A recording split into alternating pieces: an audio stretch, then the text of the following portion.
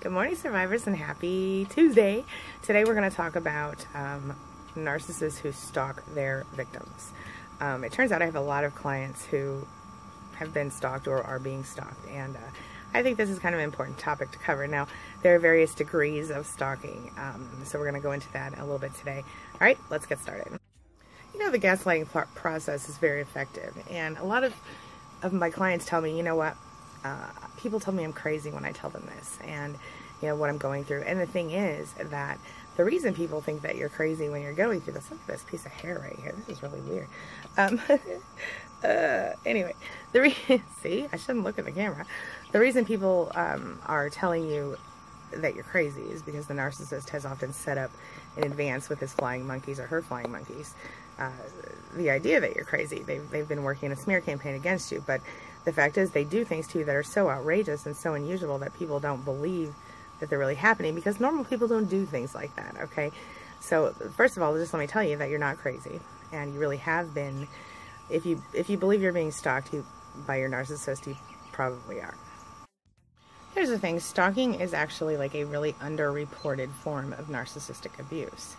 And narcissists will use themselves, of course, to stalk, but they'll also use flying monkeys in spades. And this can become incredibly overwhelming and traumatic for the victims. We're going to talk about some statistics next.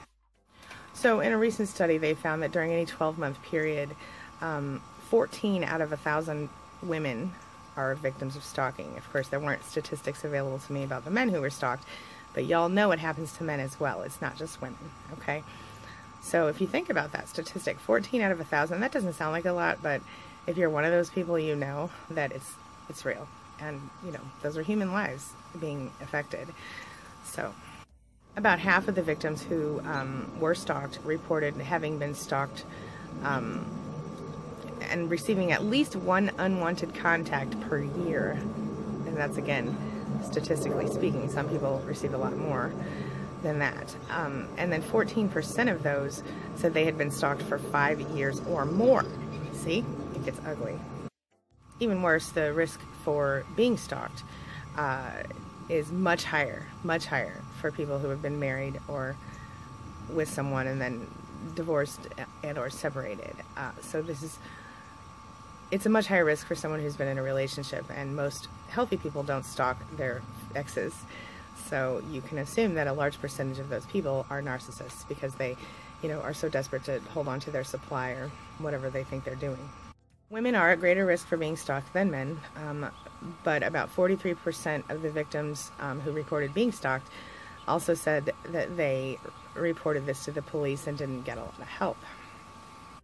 With that being said, of the stalking victims who reported to the police, 37% of those were male. 37% of stalking victims are male and said they did report to the police. 43% were female and said 43% of the female population reported to the police. So only 37% of males and 43% of women report to the police. 1 in 4 of those victims said they were cyber-stalked, and 83% of that was through email, and the rest of it was through instant messenger, according to a recent report. So cyber-stalking is a big thing. That's why I always tell you guys to please block your narcissist when it's over on every social media platform, as well as your cell phone, if you can. If you're not sharing children with that person, obviously you don't need to share social media with that person, even if you do have children with him or her, but you probably have to have them on your phone, because assuming that you're co-parenting. All right. And this one's a little scary, but 1 in 13 of those victims said that they received other forms of stalking, like their phones were tapped, other types of electronic monitoring, GPS. They were videoed against their will and against their without their knowledge, things like this. Electronic stalking. 3 out of 4 stalking victims know their accuser or know their stalker, and a lot of them, a large percentage of them, I think nearly half, 46% of them, are scared of their stalker. Reportedly, this is just reported. So you have to understand that there's a lot of these that aren't reported. Now, in my opinion, the worst part is that more than nearly half of those victims who reported to a recent stalking survey done by a university, which I'll leave in the below, nearly half of them said they spoke to people in their lives about the stalking, the police, their families, their friends, etc., and they were told they were wrong. They were told they were just overthinking it, or they were just being paranoid. And the problem with this is that these people are left completely vulnerable by their people, you know, by their friends, their family, the police, because they're just being paranoid. And anyone who has been in a situation with a narcissist knows that this is a potential way that they would try to control you after the discard, but not everyone who hasn't. Most people haven't, you know, statistically speaking, although we do have a large community of survivors together here on YouTube, as well as in SPAN, my SPAN group, which is, you can find that at queenbeing.com/SPAN if you want to look into that. But it's a free and confidential online support group. But if you think about the number of members we have there and the number of people that we have here on YouTube who are working on this, you know, it seems like a lot of people, but in reality, statistically speaking, you know, per capita, it's a much smaller percentage than most people realize. So that's why so many people, you know, come on YouTube and go, oh my God, I had no idea.